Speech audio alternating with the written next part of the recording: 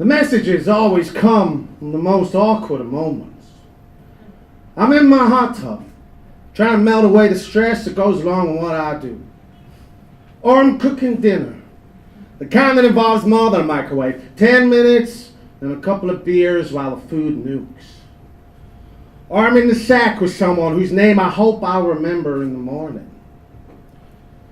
My tablet buzzes, that double zzz zzz that tells me that it's one of them.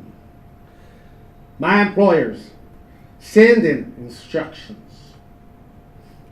I've made a name for myself not just by excelling at what I do, but by providing good customer service. I get them what they want. No questions asked. I keep my mouth shut and I cover my tracks. There are stranger ways to make a living, but not too many. Times have changed. I look around the bar, scanning the faces. There are plenty of dark smudges under bloodshot eyes. In the last couple of years, everyone below the age of 40 has acquired a look of vague unease. Ambient music throbs. The soundtrack to after-work urban fatigue. The lighting here's all wrong. The color of a goldenrod if you left the stalk in a vase of pea. I think it's meant for warmth, along with the wood-panered walls and the overstuffed sofas. But in this light, everyone looks like a candidate for mummification. What'll it be? Asked the bartender. An English girl with a hipster chignon, granny glasses with smoking lenses, and bright red lipstick. I've been here a few times. I've talked to her. Just drinks, or do you want the menu? I order a pint. I watch as the bartender pours drinks and chats customers up. Really, she's better cut out for my job than I am. Is she pouring drinks to pay for her masters? Female, this evening's instructions said. Tonight, tomorrow at latest.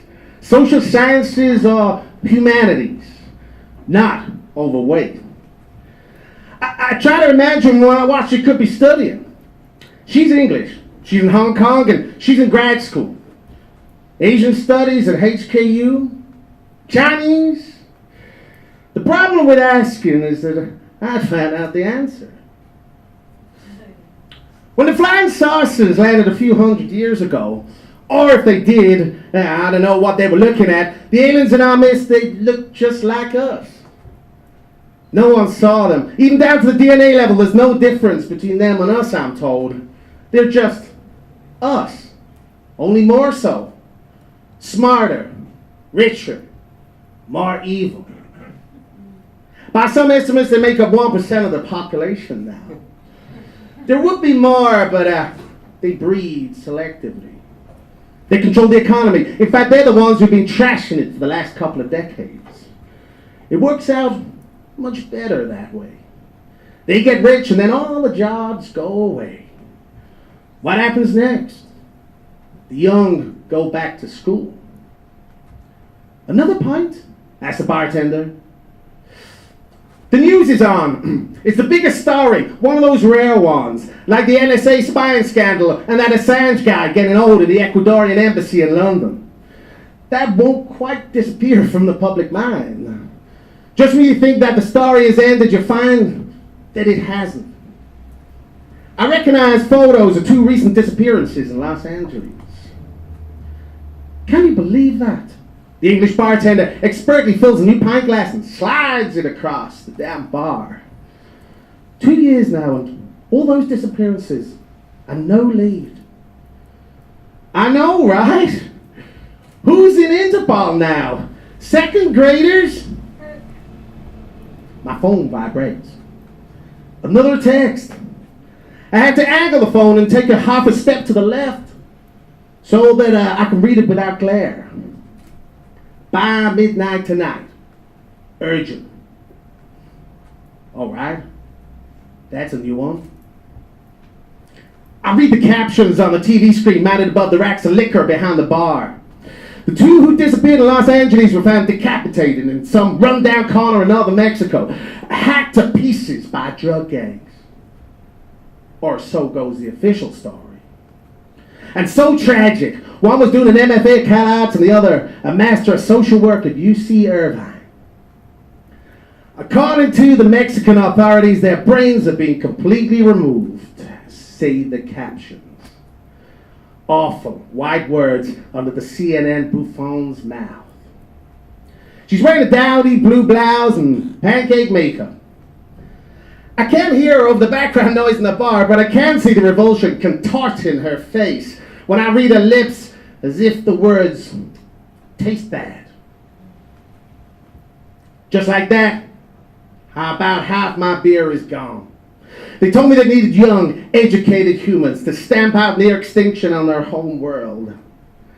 Using them for breeding stock, not to put too fine a point on it. People in their 20s and 30s are old enough to have the skills and knowledge my employers need, and young enough to survive the trip with their reproductive bits intact. Now though, I'm not so sure.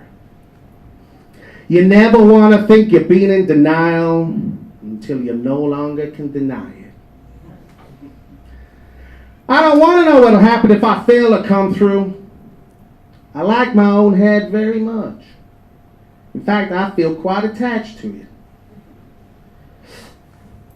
Elbows on the bar, I lean forward and tilt my now empty beer glass at the bartender.